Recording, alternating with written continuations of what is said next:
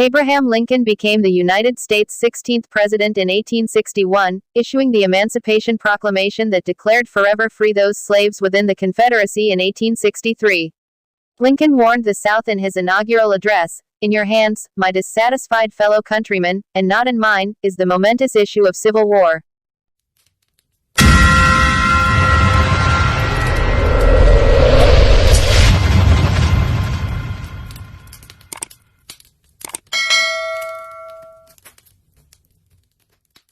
The government will not assail you. You have no oath registered in heaven to destroy the government, while I shall have the most solemn one to preserve, protect and defend it. Lincoln thought secession illegal, and was willing to use force to defend federal law and the Union. When Confederate batteries fired on Fort Sumter and forced its surrender, he called on the states for 75,000 volunteers. 4 more slave states joined the Confederacy, but 4 remained within the Union. The Civil War had begun. The son of a Kentucky frontiersman, Lincoln had to struggle for a living and for learning. 5 months before receiving his party's nomination for president, he sketched his life. "I was born February 12, 1809, in Hardin County, Kentucky.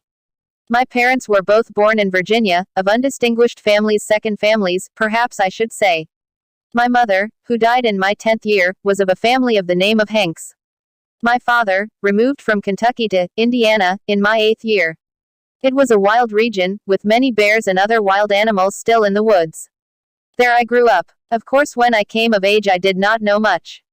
Still somehow, I could read, write, and cipher, but that was all." Lincoln made extraordinary efforts to attain knowledge while working on a farm, splitting rails for fences, and keeping store at New Salem, Illinois. He was a captain in the Black Hawk War, spent 8 years in the Illinois legislature, and rode the circuit of courts for many years. His law partner said of him, "His ambition was a little engine that knew no rest." He married Mary Todd, and they had 4 boys, only one of whom lived to maturity. In 1858 Lincoln ran against Stephen A. Douglas for senator.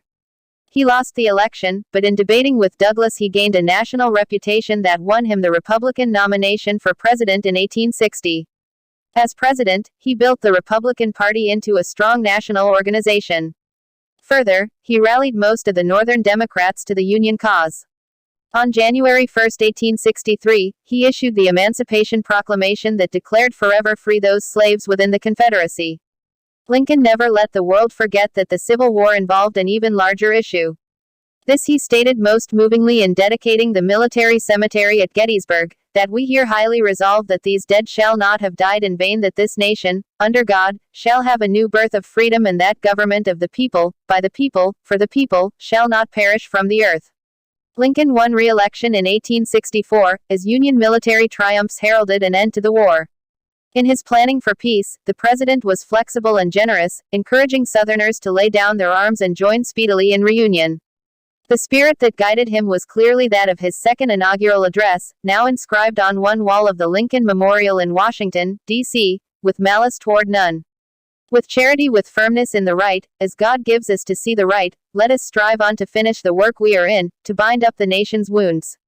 On Good Friday, April 14, 1865, Lincoln was assassinated at Ford's Theater in Washington by John Wilkes Booth, an actor, who somehow thought he was helping the South. The opposite was the result, for with Lincoln's death, the possibility of peace with magnanimity died.